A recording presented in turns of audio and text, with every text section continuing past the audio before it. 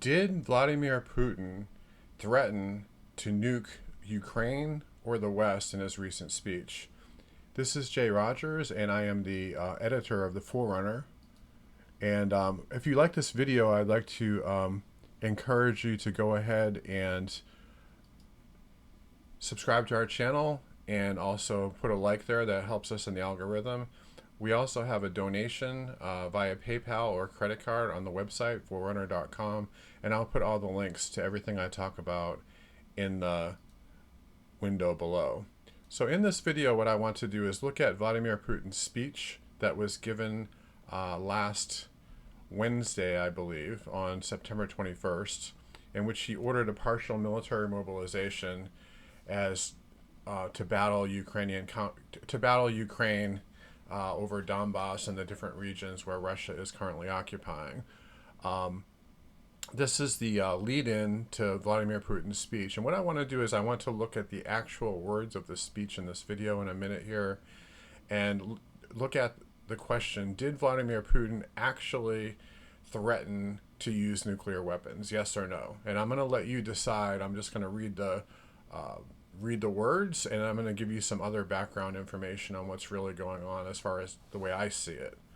All right, so this is the lead-in. It says, following battle, this is Washington Post, by the way, democracy dies in darkness. This is the Jeff Bezos-owned newspaper. I've done some articles about Jeff Bezos and his connections with the Pentagon and the State Department and different Western governments, and he used the money that he got from basically serving their websites as part of the Amazon web hosting service. A lot of people know Amazon as being a big retailer, but they get a lot of their money from hosting web services for foreign countries and our Pentagon and so on. And he was able to, parlay some of this money to buy the Washington Post. So a lot of what you read in the Washington Post is basically talking points from our government. It's not really an independent media anymore. Hasn't been for a long time, but now it's, sufficiently a government mouthpiece. But let's just read what they have to say. Following battlefield setbacks over recent weeks, Russian President Vladimir Putin delivered on Wednesday a national address about the ongoing war in Ukraine. Analysts said it was one of Putin's most defensive and angry speeches. In it, Russian president declared a partial military mobilization to call up as many as 300,000 reservists and hinted ominously about the use of nuclear weapons to protect Russian territory. Now, I have to hand it to the Washington Post because they use this word hinted. All right. And what you're going to see as you read this is that there is no actual threat in the speech, no explicit threat to use nuclear weapons. But you wouldn't know that from the press. If you just look at the news from the 2 days after the speech, you see this is CNBC. Putin's incredibly dangerous nuclear threats raise the risk of unprecedented disaster. Yes, Putin might use nuclear weapons. We need to plan for where he does. That's The Guardian. U.S. and allies condemn Putin's troop mobilization and nuclear threats. That's the New York Times. The Time magazine, Putin raises nuclear threat following battlefield losses.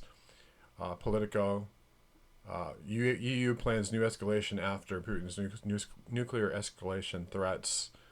Biden denounces Putin's nuclear threats as reckless in UN speech. Putin escalates. So you see that it's almost universally there's the same wording, the same narrative.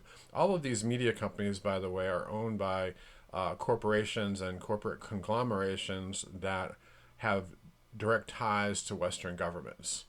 And so that's the reason why you see the same exact story. Now, the Washington Post, to their credit, they actually said, what did he say about nuclear weapons? And we're going to read that in a minute. I want to cover two other things first, though. It says the Washington Post is publishing the full official Kremlin translation of Putin's speech below, so our readers can read Putin's words for themselves. And I commend them for that because if you actually read the speech, you're going to see something a little bit different than what the media is telling you. Some transliterations have been changed to match the Post style. So I'm going to give you the link to the TASS version of the speech, which is the Russian issued English translation. And then also I'll link to this article as well. The speech represents a number of false accusations, including the claim that Russia is eliminating Nazis from eastern Ukraine, and that Ukrainian forces are perpetuating a genocide in Donbass regions. Let me address this first. I agree that the word genocide is overused.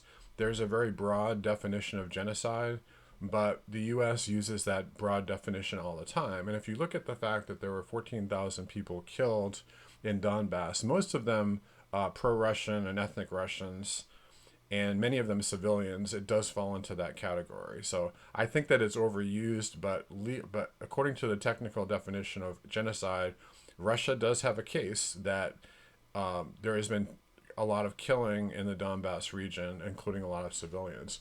As far as the claim that there's no Nazis, right, it's a false that there's Nazis in eastern Ukraine. Well, if you want to look at the Washington Post, what they said just a few years ago, this is an article from 2017, Ukraine turns a blind eye to ultra-rightist militia. Okay, and this is a picture of a bombed out building.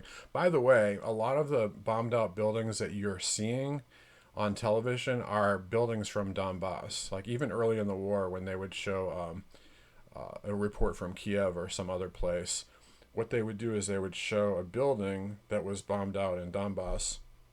And much of that damage, at Mariupol as well, like a lot of the damage in these cities has been done since 2014. And it's Russian and Ukrainian forces shelling each other back and forth. And many of these buildings have been uninhabited for years. Like nobody lives there. They're used for staging for troops. And I've covered that in other videos as well, so I'm not going to get into that.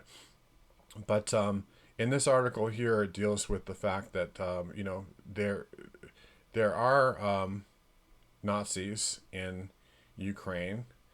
And here it says, despite Kyiv's pledge to rein them in, rogue militias continue to fight against Moscow-backed separatists. And this article is mainly about Right Sector, which is a kind of like an independent mercenary group. I don't know exactly how you classify them, but Right Sector is also fighting on the side of Russia too, to be fair. And you know, that's one thing. Now, are they Nazis? Well, some of these militias are. This is an article from the Atlantic Council. Ukraine's got a real problem with far-right violence, and no, Russia Today did not write this headline. All right, and what this does is down here, it shows that since the beginning of 2014, oh, let me read this part up here.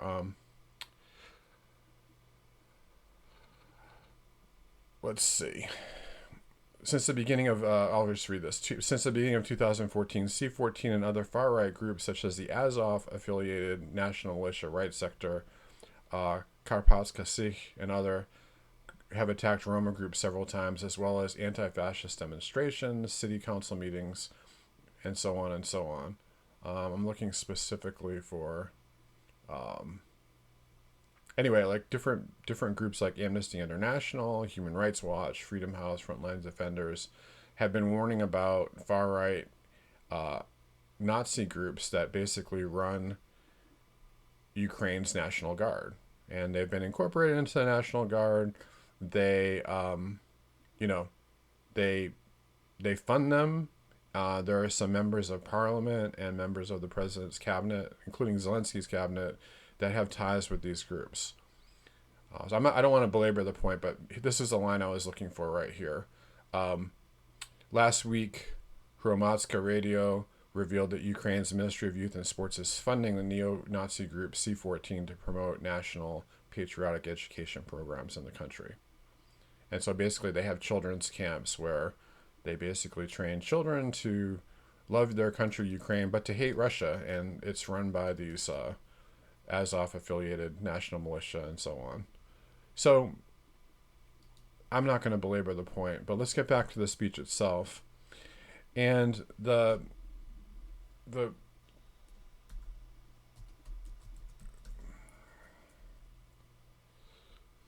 let's see if I can just search for this real quick, where he talked about nuclear weapons.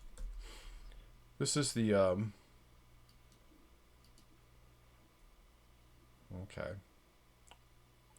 This is all the places where Putin read. He read from his speech, and he mentioned nuclear weapons. After the Kyiv regime publicly refused to settle the issue of Donbass peacefully and went as far as to denounce its ambition to possess nuclear weapons, it became clear that a new offensive in Donbass, there were two of them before, was inevitable, and that it would be inevitably be followed by an attack on Russia's Crimea, that is, on Russia. Yeah, that was the first mention of that. And he's saying that Ukraine announced its ambition to possess nuclear weapons. All right.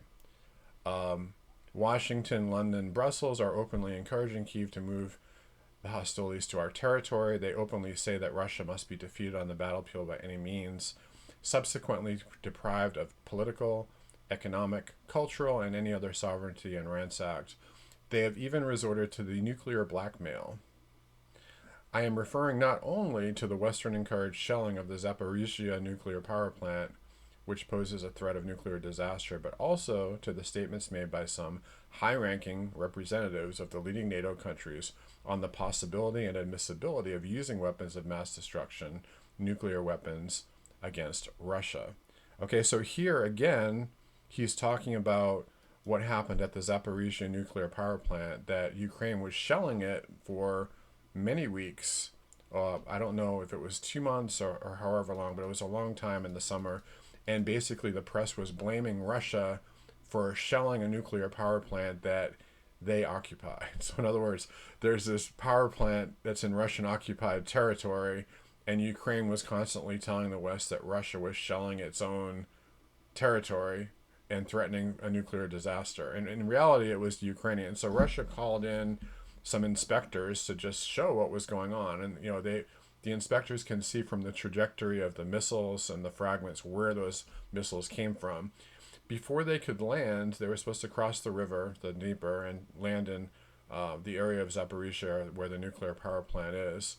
They were attacked by commandos, and the commandos had been trained by MI6, basically in Britain. Boris Johnson knew about this program, endorsed this program. They trained commandos in Britain. They were new troops, and basically they were suicide. It was a suicide mission to try to take the Zaporizhzhia nuclear power plant. It was not very well planned, and every one of the initial wave were killed, and the rest were captured.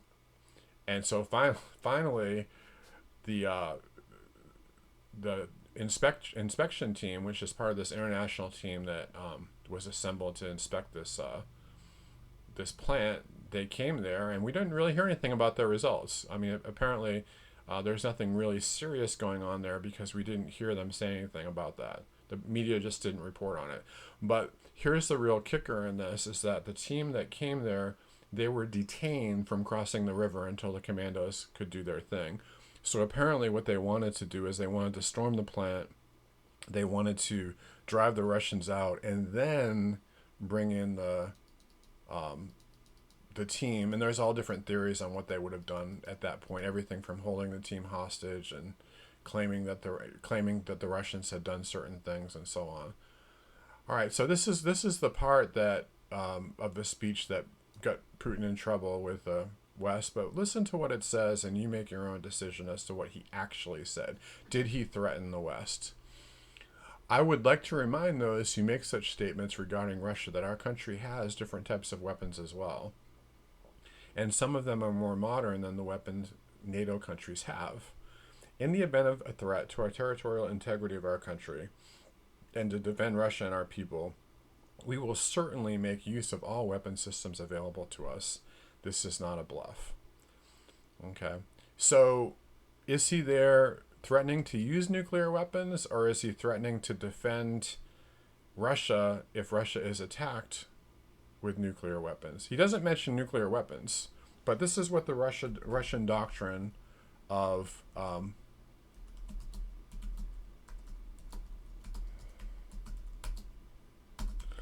we have our own doctrine of nuclear force, and it's essentially the same. Russian doctrine. It's essentially the same as Russia, which is basically it's mutually assured destruction. Okay, this is from 2010. It was then renewed in 2020. So let's look at the 2020 statement. Okay. Well, let's see. All right, this is not a good. I should have had this pulled up already, but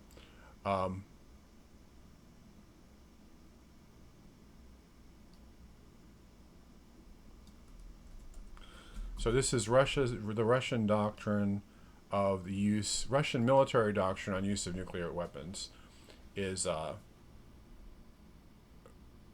this is the official name here. Okay, so let's look at this. All right, and this is, I believe, is a Russian source. So, all right, this is congressional research and so on.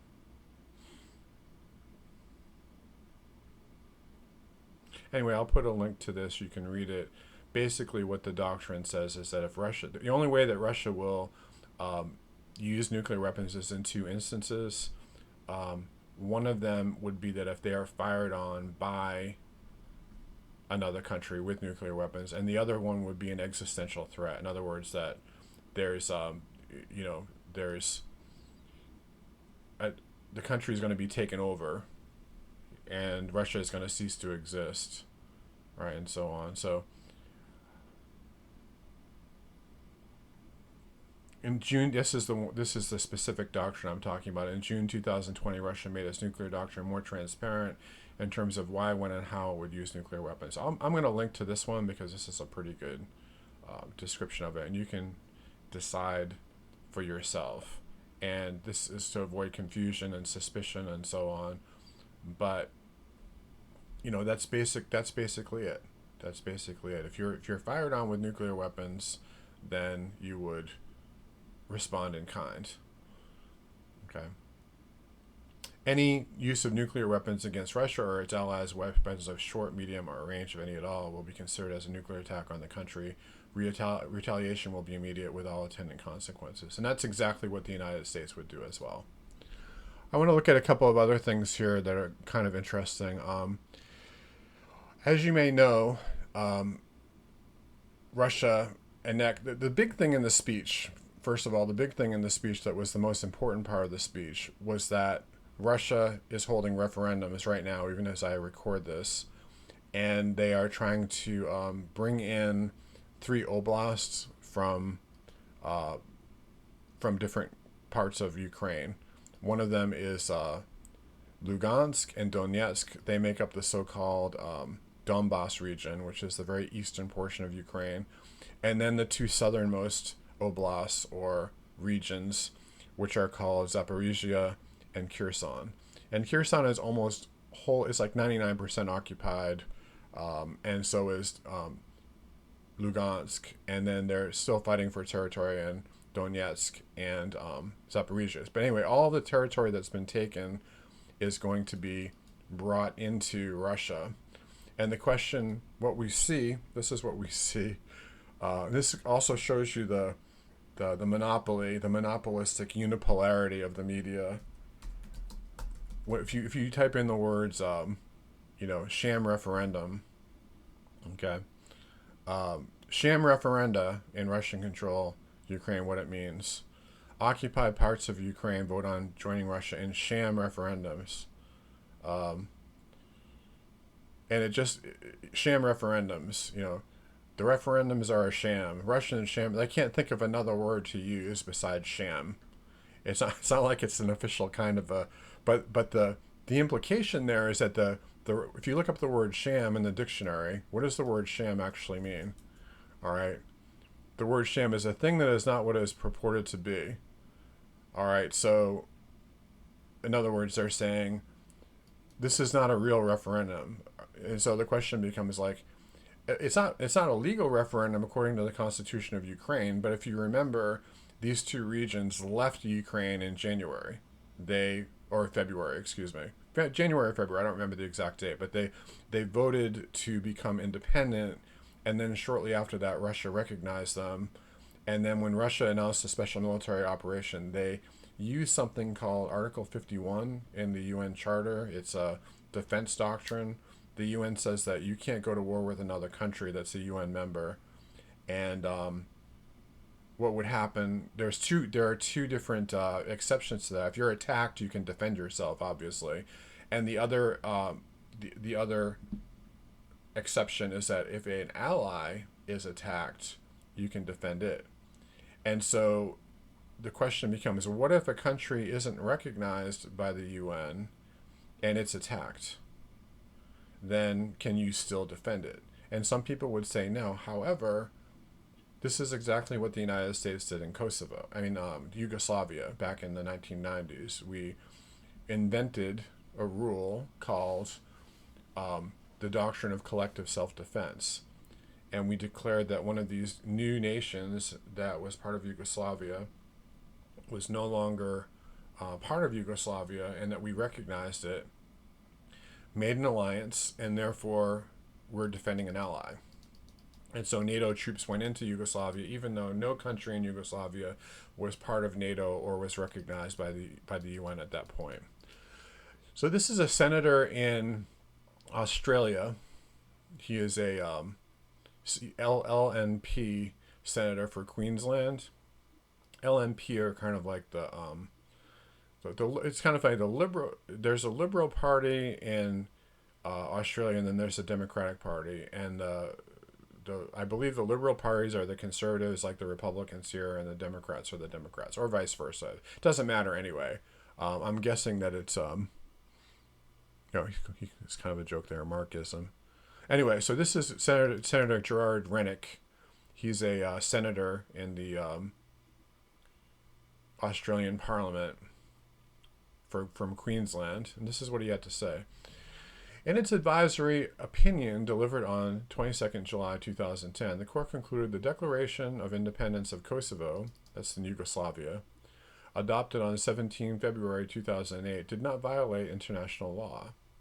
Provisional institutions of self-government of Kosovo in question put by the General Assembly did not prevent it from deciding for itself whether the Declaration of Independence had been promulgated by that body or another entity. So that's a direct quote from the court of, I don't know what court he's talking about, but either Australia or, it's a court of justice. Okay, the International Court of Justice.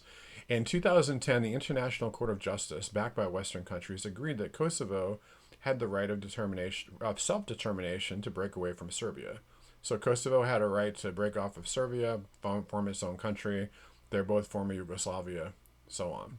Yet these same Western countries refused to allow provinces in eastern Ukraine the same rights.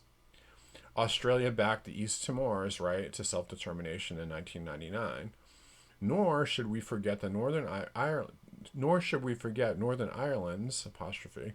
wish to remain part of the United Kingdom. Provided voting is conducted fairly, then surely a democratic outcome in Ukraine is better than continuing the bloodshed, is it not? And while we're at it, how come the media don't talk about U.S. oil companies drilling for oil in Syria? I'm sure Syrians were never asked about that, were they? Please note, this is about protecting lives and not taking sides. All war is a failure of diplomacy.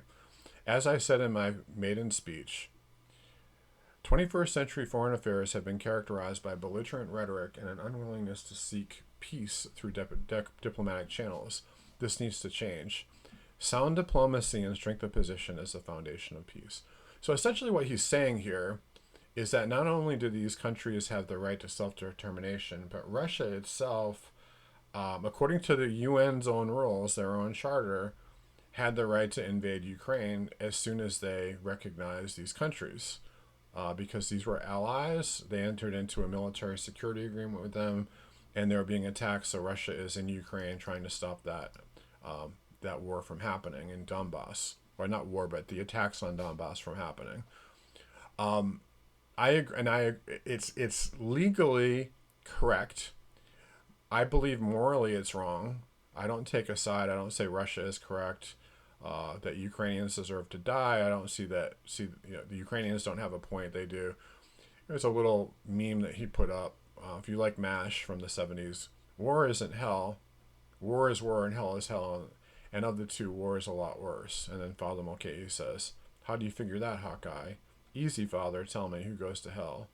Sinners, I believe. Exactly. There are no innocent bystanders in hell, but war is chock full of them.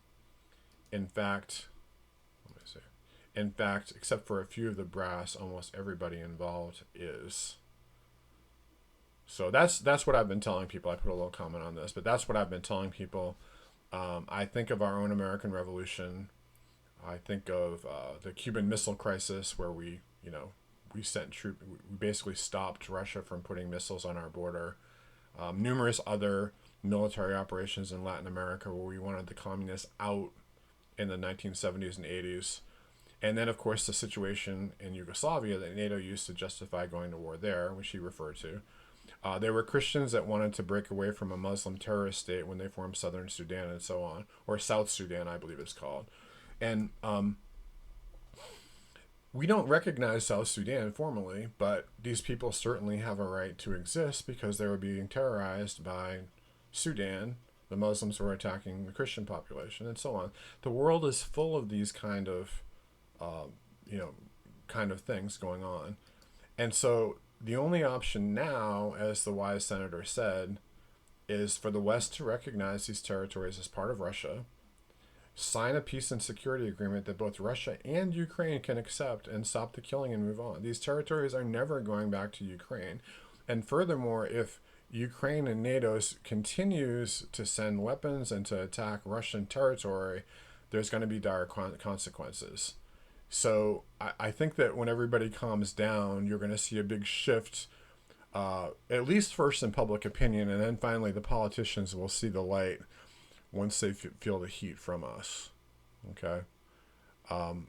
This is another thing going on. And I don't know if this is viable or not, but Russia is in a security agreement with China and India. You'll see all of these articles saying that, Russia's in big trouble. Nations, China and India is turning against them now. That's completely false.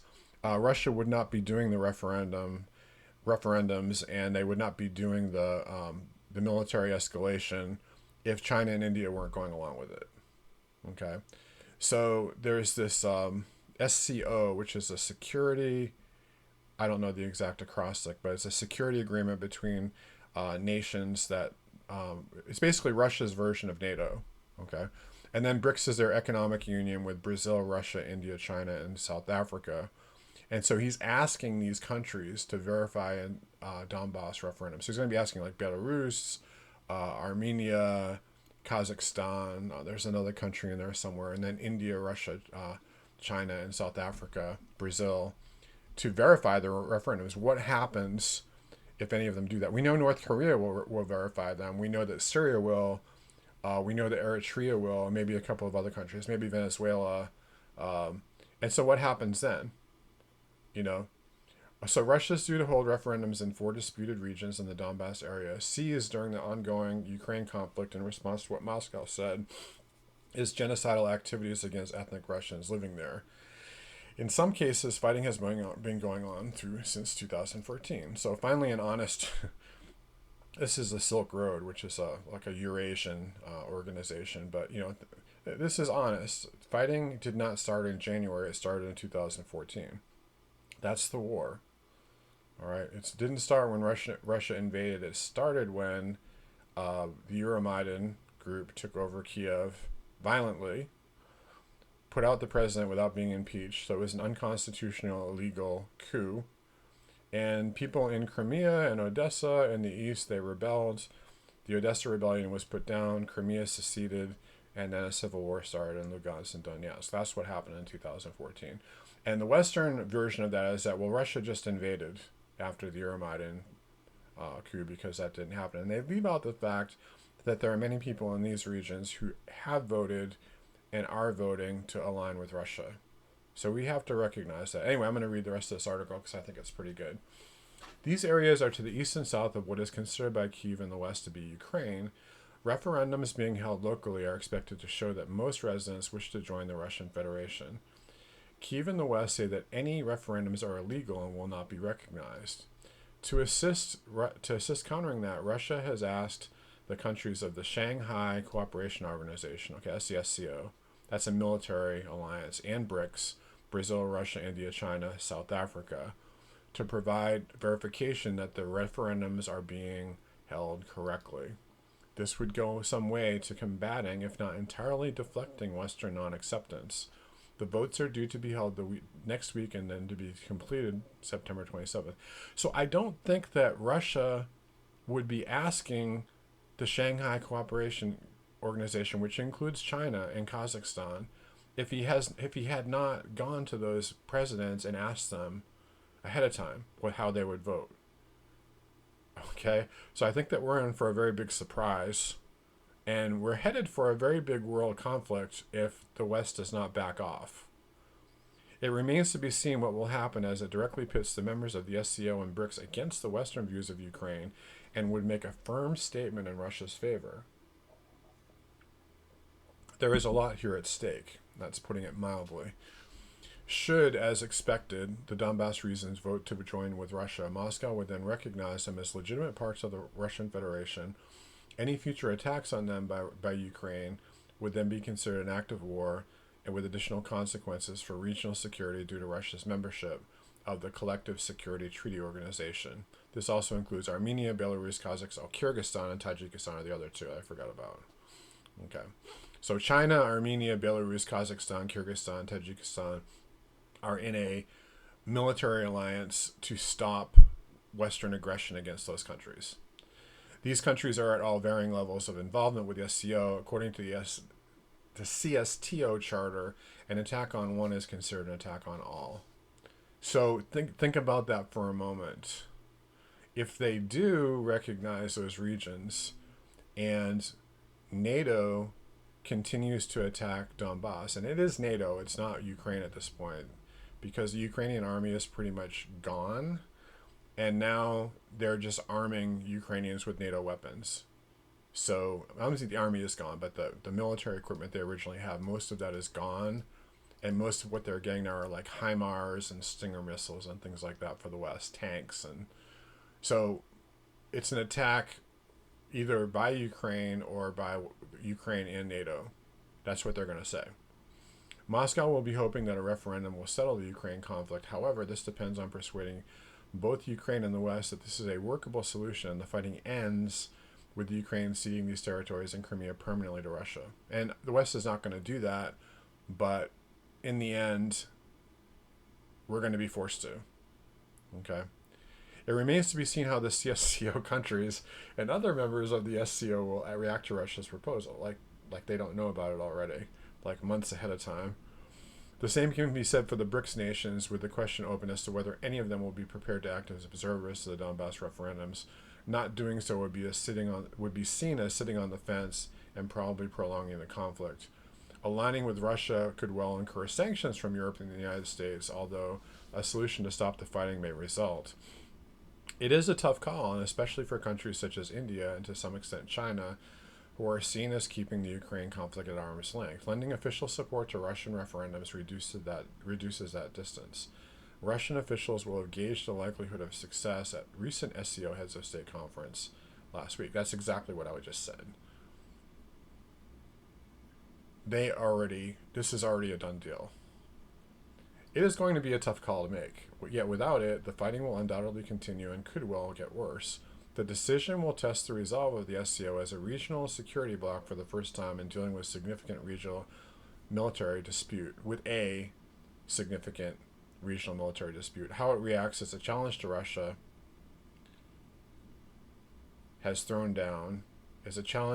Russia has thrown down and could shape the credibility of the SCO for decades to come. So let's say that China agrees to go along with the referendums. Yep, they're legal. They voted to secede. We recognize this as part of Russia. And let's say that these other countries are inconsequential, but just say China does. Okay, and Brazil does. What are we going to do? Are we going to sanction China? And if so, what are we going to sanction? only things that we want to sanction, and China does it. That puts us back. That puts us in the hole. I mean, China could very well turn around and say, okay, you don't want our microprocessors, I guess, you know, or many things that America needs from China. So it's real interesting. I mean, I don't think that most people, if you watch the Western media, then, you know, you're basically in the dark about a lot of things. So, in my videos and my articles, I've given lots of links and so on. This is I really like this. This is Wikipedia, and fairly factual article about the Russia-Ukraine conflict. And what I really like about, I mean, you know, it's they try to be factual. I like down here where it gives the counts of casualties, and the casualty count is real interesting because in the very beginning, you remember they were saying Russia's losing 1,000 men a day. So if that were true, you know, by this time they would have lost like, you know, 200,000, which is the entire army. But look at what they say now. Okay, and this is from the BBC. They say 6,476 by name, possibly 40 to 60% higher. So last spring they were saying like 10 to 15,000. Now they're saying it's 6,476. Russia itself says it's 5,937. Okay, Ukrainians claim that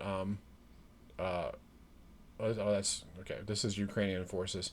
Let's see if there's a Ukrainian the Ukrainian estimate of Russian forces killed was so ridiculous they took it off, basically. So that goes to show you about that. Oh yeah, here it is. Oh no, here it is, right down here. They say that there have been 56,300 killed and over 100,000 wounded. So that's half of their troops. And that's what you'll see that in the Western press, and basically the source is the Ukrainian government. And then in the meantime, Russia is saying 1/10 of that number. So, you know, so 6,000 plus 3,000 plus, let's say, another 1,000. Okay, 10,000 killed total, because these are actually allies of Russia. These are all pro-Russian forces. These are part of Russia now. So they will be on Tuesday. So 10,000 total on the Russian side and 10,000 total on the Ukrainian side, if you believe the Ukrainian government's numbers and if you believe the Russian government's numbers. Anyway, you can look at this. What I really like about this this map is that it actually gives you the oops. This is the this is where things are now. You see how Russia's losing because they withdrew from all these territories. But if you look at what Russia set out to do, which was to get the Donbass, this is what they have left of the Donbass. Is this line right here? That's what they have left of the Donbass. This is what they have left to do of Zaporizhia, and Kherson is basically 90%.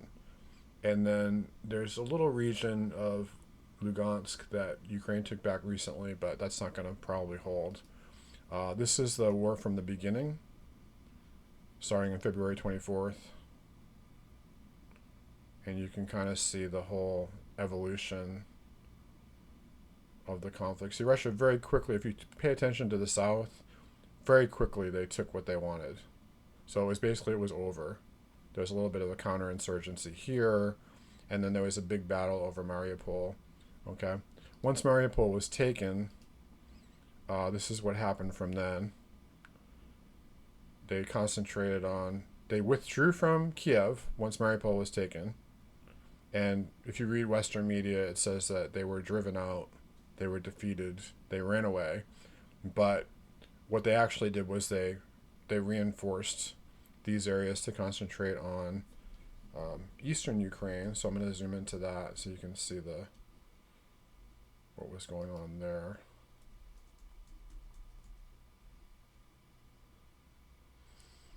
And then there was quite a bit of kind of grinding at this point, and then finally this is what happened in recently. You see they lost Kherson, they lost not Kherson, they lost Kharkov or Kharkiv, And again, that withdrawal, the Ukrainians lost more troops in the withdrawal than the Russians did. It was a loss for Russia, and it's very precarious right now for them, especially in this region, which they really want to hold. But they're getting 300,000 reinforcements, and these areas are leaving. So what that will do is it will allow Russia to say, hey, you know, our territory is being attacked, and they can be much more aggressive than if it was just a special military operation. This is from the beginning of the war. These are the countries that denounced the war. The green countries were in favor of denouncing the war. Countries like Russia, Belarus, North Korea, Syria, and Eritrea, it's that little country in Africa, were against denouncing Russia for the war. In other words, they support Russia. Everything in yellow is an abstention. So, in other words, all these countries actually support Russia, but they don't want the United States and Europe to put sanctions on them. And then these countries abstain from, all these countries didn't vote. So you've got 4 against. If you look at the against and the abstentions, I'm sorry, but this is, and even countries like Brazil that voted to condemn the war, look at now, I laugh. I mean, this is like a very serious thing going on in our world. So I know that I laugh occasionally, but I just find it ludicrous that, right, these are the countries sanctioning Russia. None of these countries are sanctioning Russia, except for France. This is part of France right here. And part of, you know, these countries are part of the United States and Britain, these little tiny islands. So it's literally, it's like 85% of the world's population is not sanctioning Russia. So we're losing the sanction war. Ukraine is losing the military war, even despite what the press is telling you. All right, I want to play this. Last thing I'm going to do is I'm going to play this clip by Jordan Peterson, which I thought was really good. And I'm just going to steal the whole clip because I think it's excellent. And I'd like you to just listen, and then I'll end the video. Than anyone thinks. You know, the notion that he's Hitler or Stalin, that's just foolish. I don't see any evidence for that at all. I mean,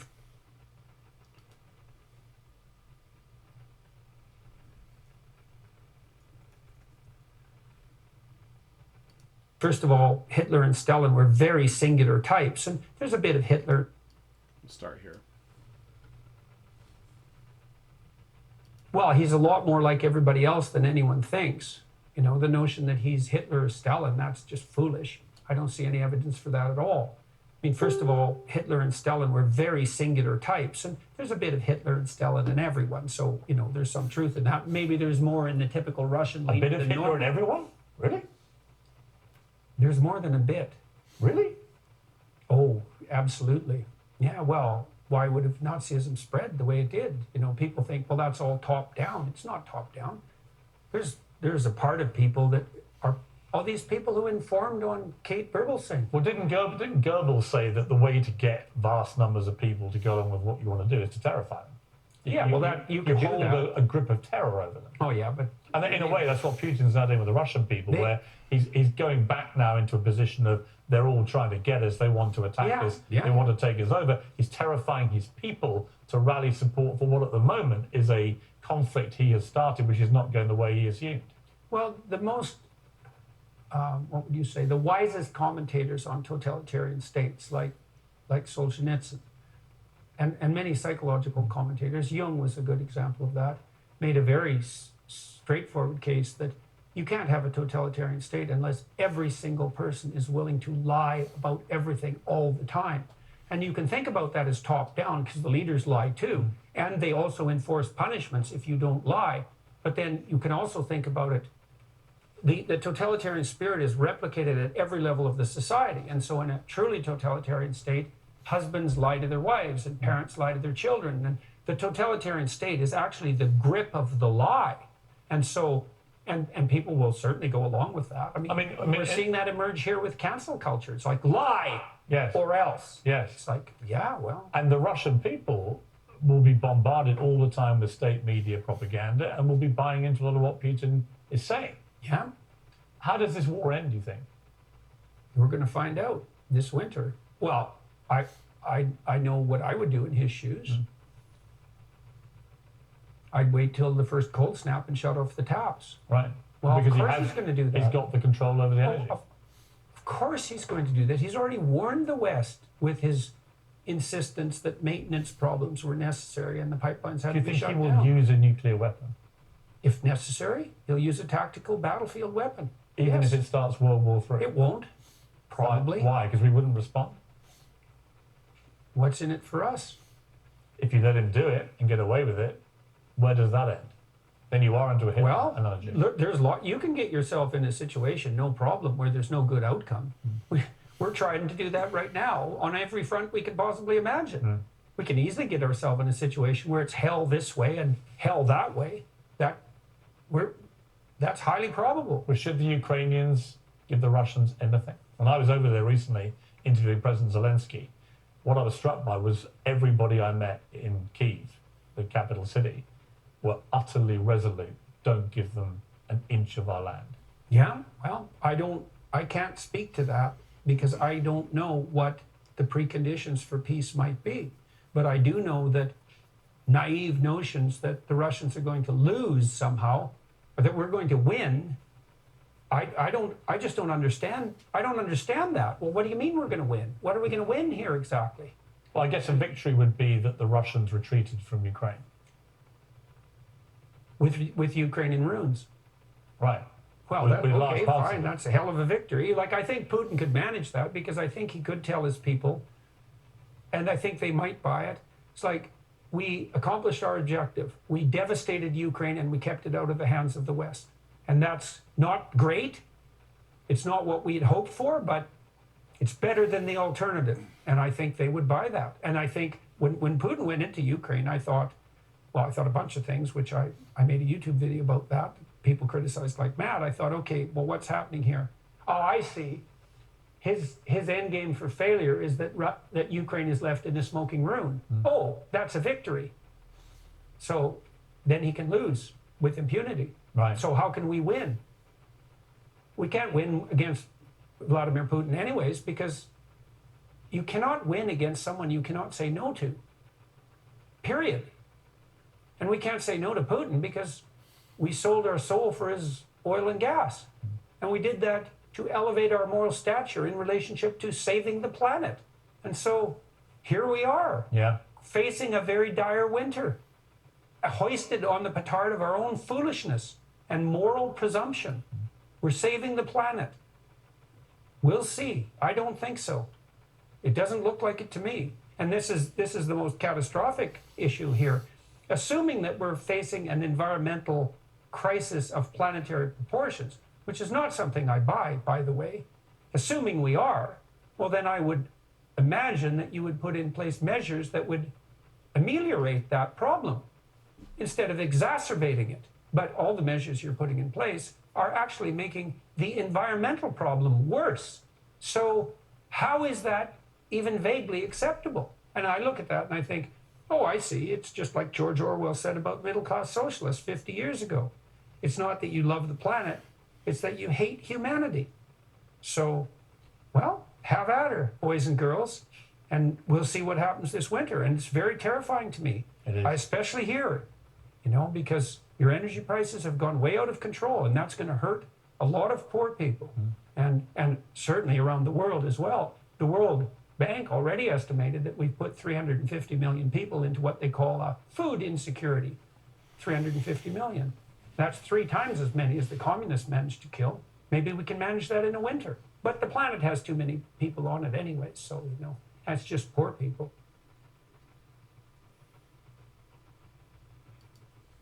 Okay, so excellent video. I don't agree with everything he said, but 95% of that was excellent. I mean, I think that he acquiesced a little bit to things that weren't true that Piers Morgan said. But one thing, I'll point out a couple of things about this, and then we'll end here. Alexander Solzhenitsyn was a great Russian prophet, and I call him a prophet because I actually think he was a prophet. I think he was a person that spoke the mind of God using biblical principles. Not that he was hearing voices in the night or something like that, but I believe that Alexander Solzhenitsyn was Russia's prophet. And Solzhenitsyn said that, there's a very famous quote by him, the line between good and evil, I'm just going to look this up really quickly.